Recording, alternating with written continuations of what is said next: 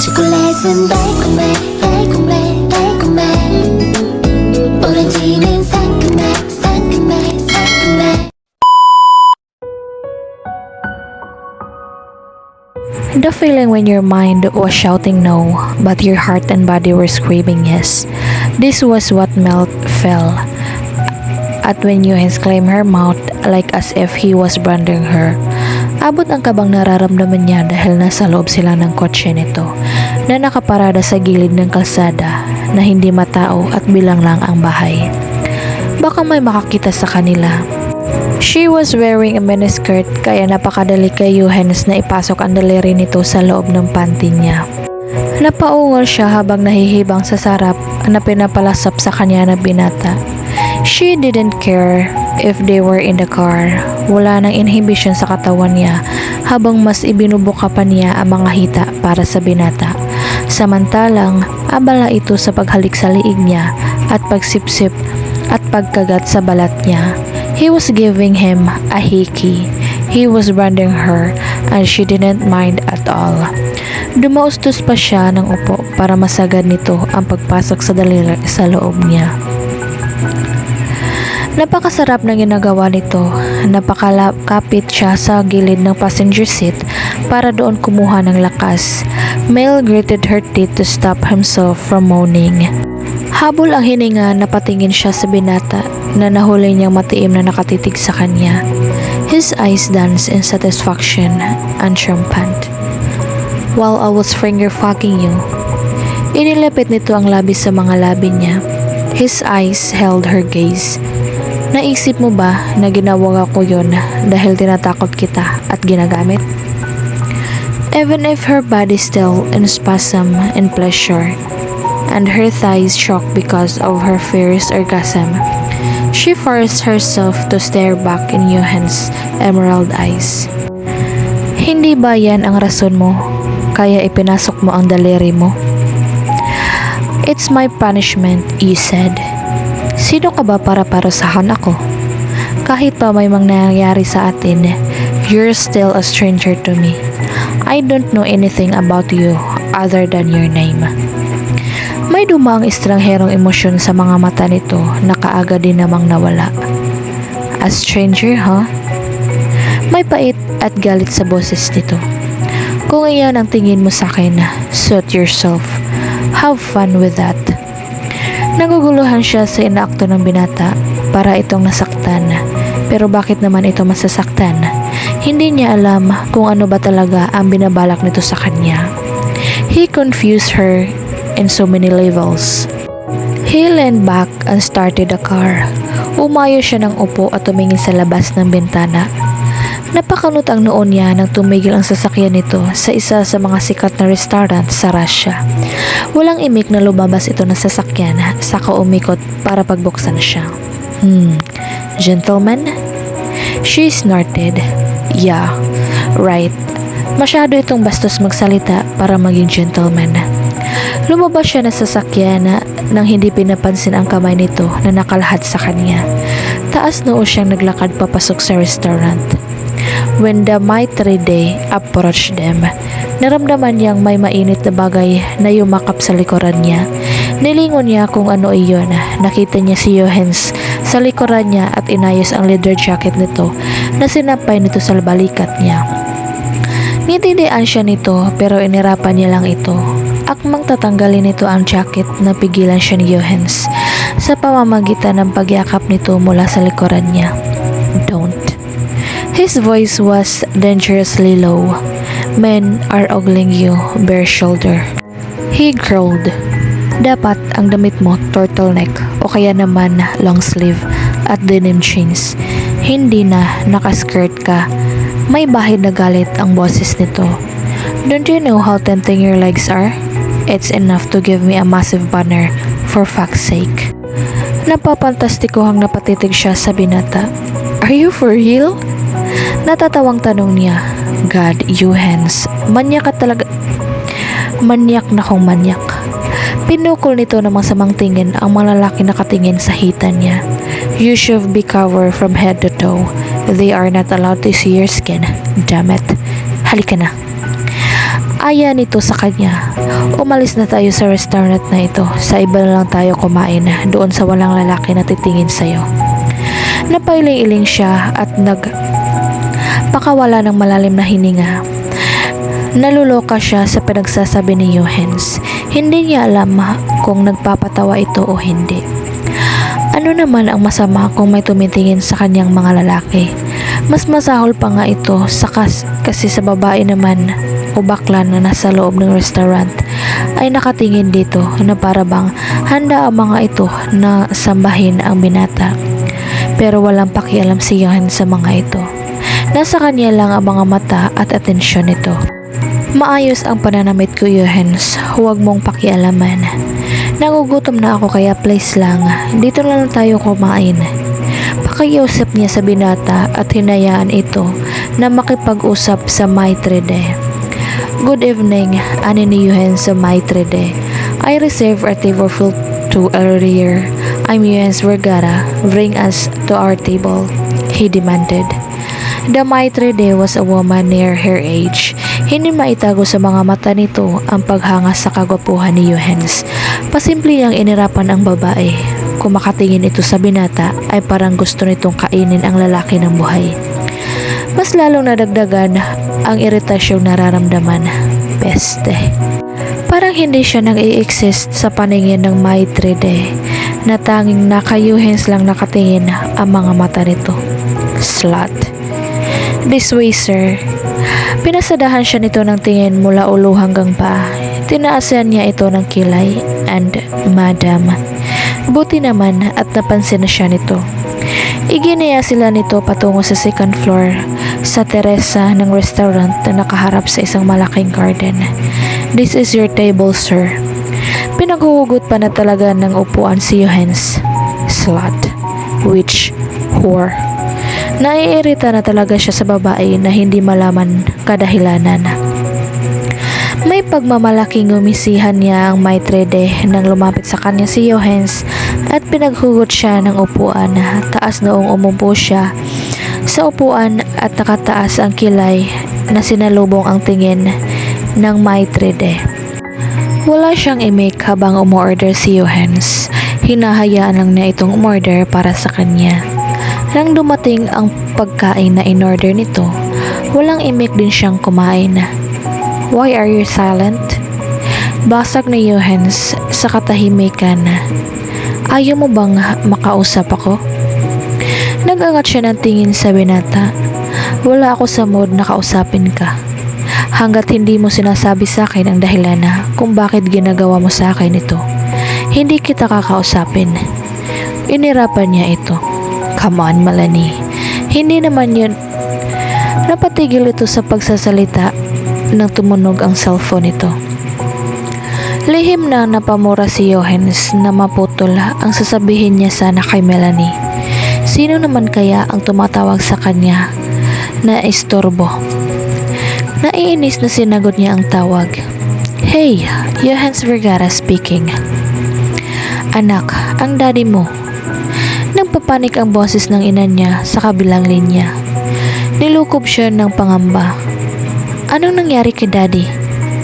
Ang daddy mo inatake sa puso. Humagulgol ang ina niya sa kabilang linya. Johannes, anak, nasaan ka ba? Umuwi ka na rito. Kailangan kita rito. Please. Mabilis siyang nagpatayo sa sobrang pag-alala. Uuwi na ako. Wait for me. Akmang aalis na siya nang maalala niyang may kasama siya. Fuck. He looked at Melanie who was picking up her food. Halika na, ihatid kita sa apartment mo. Kailangan ko na kasing umalis. Walang emosyon ang mga mata nito at tumingin sa kanya. I'll stay. Sayang naman ang pagkain na in-order mo. Nagtagis ang bangang niya sa katigasan ng ulo nito. No, ihahatid kita pa uwi. Paano kung may mangyari masama sa'yo? Or better yet, come with me to the Philippines. Just go. At bakit naman ako sasama sa'yo? Ano ba kita? You are nothing but a stranger to me. Walang emosyong ngumiti ito. Leave. Leave me alone. Maaga pa naman at kaya ko ang sarili ko. Umalis ka na at huwag ka nang babalik pa. And please, Don't tell my father. Siguro naman sapat na ang pagbibigay ko sa katawan ko para sa'yo. Manahimik ka. Napatiimbagang siya. That was it? Pagbibigay ng katawan para sa katahimikan niya? Pagak siyang napatawa. Hindi pa yun sapat. Wika niya at napipilitang iniwan ito sa restaurant. Fuck. Sana okay lang si daddy. Pagkababa ni Johan sa private jet niya, diretso siyang tumungo sa hospital kung nasaan ang ama niya. Naabutan niyang umiiyak ang kanyang mahal na ina habang nakaupo sa gilid ng hospital bed na nakahigaan ng ama niya. Mom, tawag niya sa pansin nito. Stop crying. Alon niya sa ina at niyakap ito. I'm here. Dad will be fine. Malakas pa yan sa kalabaw eh. Habang nasa biyahe siya, sobrang pag-alala ang nararamdaman niya. Her mom would be heartbroken if something would ever happen to her father. But no, his father was strong. Very strong. Naniniwala siyang mawalang mangyayaring masama dito. Tumango-tango ang ina niya at tinuyo ang sariling luha. I know. Naawa lang ako sa daddy mo. Hindi kasi nakikinig eh. Sinabi ng bawal magtataba ng pagkain pero sige pa rin ang sige. Tahimik na lumuha ang ina niya at niyakap siya. Thanks for coming. By the way, alam kong busy ka sa babae mo roon sa Russia. Kumunot ang noo niya. Busy? Kanino na po nalaman na babae ang pinagkaabalahan ko? Her mother rolled her eyes at him. Calix told me. Sabi niya, abala ka sa babae mo, kaya nauna na silang umuwi sa'yo. Napatango-tango siya. May nasabi pa siyang iba? Oh, Calix, I'm going to kill you if you told mom about Melanie. Wala na, yun lang. Thanks God. Magpahinga na kayo, mami. Ako muna ang magbabantay kay daddy. Sabi niya sa ina. His mother smiled. Thanks, son. Nahiga ang ina niya sa bakanting higaan doon at nagpahinga. Habang nagbabantay sa ama, tumunog ang cellphone niya. Nang tinay niya kung sino ang tumatawag, napangiti siya. Hello, Bad? Sabi niya sa kabilang linya. How's Timber? Tyron grunted. Really, man? Ako ang tumatawag sa'yo pero ang anak ko ang kinukumusta mo? Anyway, Timber is fine. Mahina siyang natawa. Bakit ka napatawag? Napabuntong hininga ito. Tomorrow is my birthday. You're invited. Huwag kakalimutan ang regalo. No gift, no entry. He chuckled. Okay, what time? Before lunch. Okay, I'll be there. Anito at tinapos ang tawag. No gift, no entry? Ano kaya magandang regalo para kay Timber? He really liked that kid. So cute. I'm sure mas cute pa ang magiging anak ko. Ang ganda kaya ni Melanie. Natigilan siya sa iniisip.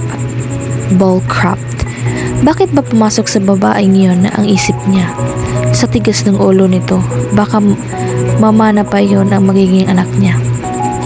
Isang linggo na rin na nakaratay sa hospital ang ama ni Johannes at walang araw na hindi siya nag-alala sa kanyang ina. Ngayon ay maayos na ang kalagayan ng ama niya at uuwi na sila.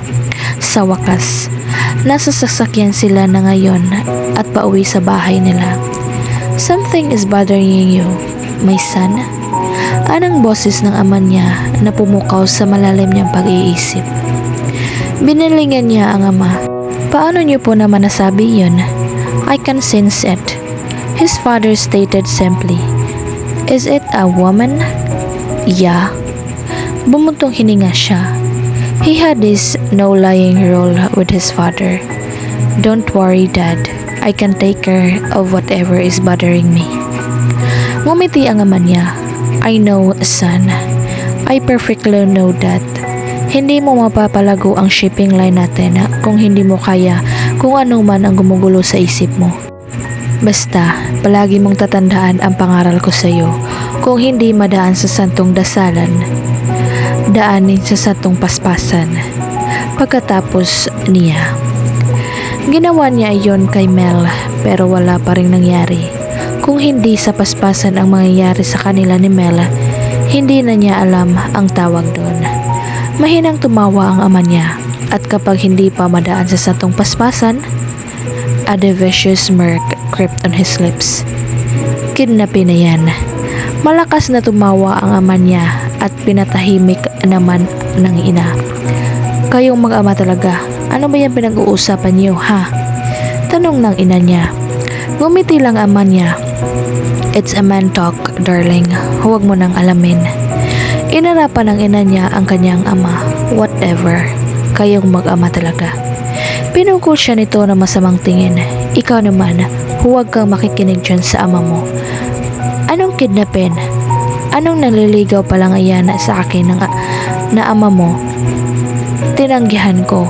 Ang ginawa ng loko-loko mong ama ay kidnap ako.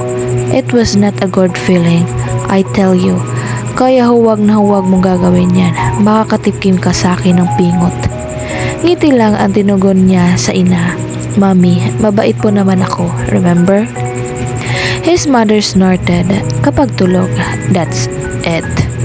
Mahina siya nga napatawa. Tama nga ang ina niya. Hindi siya mabait. Walang mabait na tao na magbabalak na manghinap ng babae. Babae na matigas ang ulo. Stranger, huh? Well, Melanie, let's get to know each other then. It was a long hot day for Mel. As usual, marami na namang customer nila sa flower shop. At para makatipid, naglakad na lang siya pa uwi dahil malapit lang naman ang apartment niya. Kaya niya itong abutin within 15 minutes. Napatingin siya sa kalangitan habang naglalakad. Medyo madilim na ang kalangitan kaya naman mas binilasan pa niya lalo ang paglalakad. Napakunot ang noo niya nang marinig ang yabag mula sa likuran niya. Lumingon siya para tingnan kung sino ang may-ari ng yabag na iyon. Inatake ng takot ang puso niya na makita ang isang lalaki na nakakap at naka-leather jacket. Medyo madilim na, hindi niya maaninag ang buong mukha nito. Hindi mataas ang crime rate sa lugar nila pero mabuti na ang sigurado. Mas binilasan pa niya ang paglalakad, nanginginig ang kamay niya sa sobrang takot nang marinig na mas bumilis din ang yabag ng nasa likuran niya. Shit, please God, help me. Habol na ang hininga sa sobrang takot na pinagpapawisan ng palad niya. Humugot siya ng isang malalim na hininga saka kinondisyon niya ang katawan at mabilis na kumaripas ng tabo. Hindi pa siya tuluyang nakakalayo nang may matitipunong bisig nung yumakap sa likuran niya. Let go of me! She yelled in Russia. Let go of me! Help! Help! May panyo na tumakip sa ilong niya nang may kakaibang amoy na nagpapahina sa katawan niya. Who are you? Hindi niya natapos ang sasabihin, sumuko na ang mga tuhod niya na nawala ng lakas at bumagsak ang katawan niya. Bago pa tumama ang katawan niya sa semento, may matitinong braso na yumakap at sumalo sa kanya. At habang unti-unti siyang nawawala ng malay, isang tao lang ang nasa isip niya na sa mga sandaling iyon. You hands.